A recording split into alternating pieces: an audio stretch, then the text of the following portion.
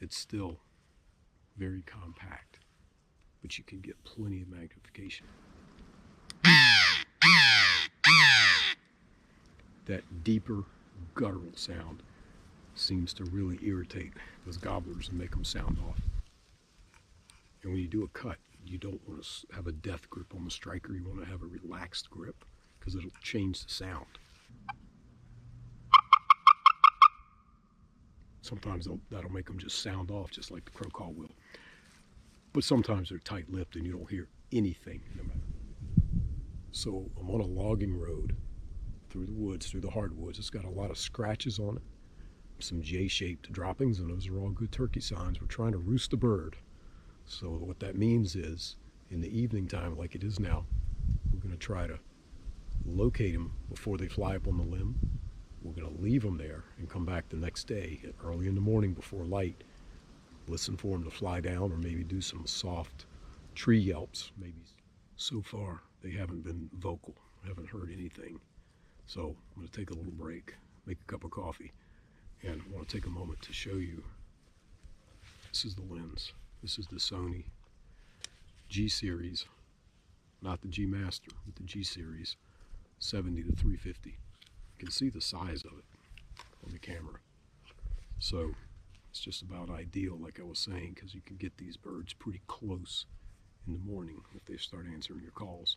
So even this is 70 here, so when it's extended all the way to 350, which is there, crystal clear lens, very, very clear pictures, well worth the investment in this one. Beyond this, go to the 200 to 600. So anyway, we're going to keep trying, and we'll see what we can do. Let's make some coffee. So when I'm trying to locate a gobbler, there are two calls that I use most frequently. It's a crow call and then some type of friction turkey call with a striker. And the crow call has an advantage in that it'll make a gobbler oftentimes shock gobble, which means he just sounds off because he doesn't like this loud, startling sound. And it sounds something like this. So this is one way to do it.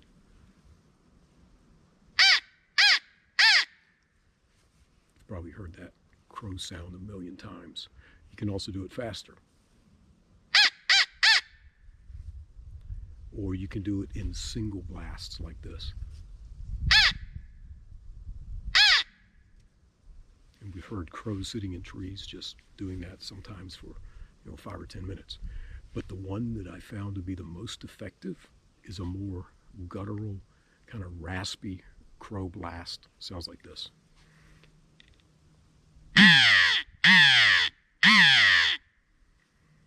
If a gobbler is not shock gobbling to those first few that I did, the higher pitched ones, a lot of times he will sound off to that deeper guttural blast. So the other call that I use to make them tell me where they are, that's why they call them locator calls. I'm trying to locate the turkey. It's a friction call. But the danger with using a friction call is if I do a yelp, yeah, he may sound off, but then he may start coming into me, and that's not what I want. When I'm locating the turkey, I just want to know where they are. And then in the morning, I'll be back and I'll try to call them in. Now, if it's later in the morning, then I'll probably use this more. But for locating, I like to use a cutting sound. And what that is like a fast clucking. So what I do is I hold the call up instead of down because I want the sound to project. And when you do a cut, you don't want to have a death grip on the striker. You want to have a relaxed grip because it'll change the sound. And this is kind of what a cut sounds like.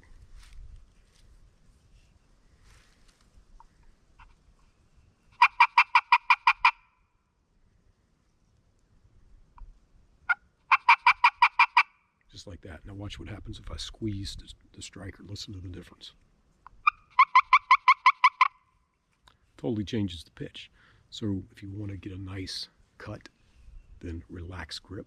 If you want to have a higher pitch, something like a yelp, tighten your grip up. Now, you got people that are world champion turkey callers, and it sounds really, really good to our ears. But here's the thing about that. Just the way people's voices sound different, turkeys sound different too.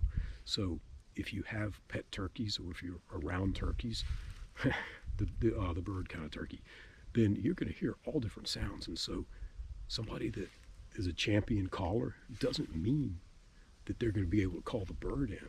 It doesn't work that way. There's a lot to it, and sometimes you can make a mistake and really mess up what you think is a terrible sounding call, and they'll come into it. So just kind of keep that in mind. Don't be afraid to practice and experiment. But anyway, sometimes they don't say anything. That's just the way calling turkeys is.